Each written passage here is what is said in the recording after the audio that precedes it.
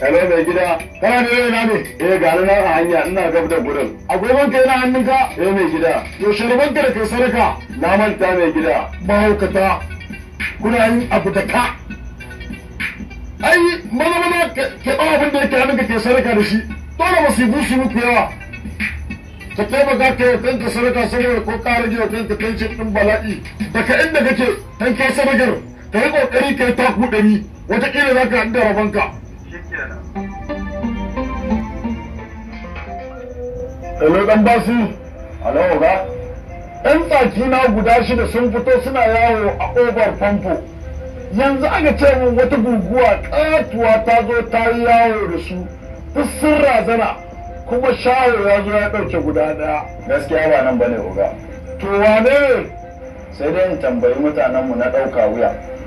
To ka tambaya min. To oga. To koma waye a gaya masa kana ne. A garzaya a danna mana subscribing a tashar mu mai suna Rabo TV, sannan ku danna mana alamar ƙararrawa yanda daga mun sake za ku ji. Mun gode.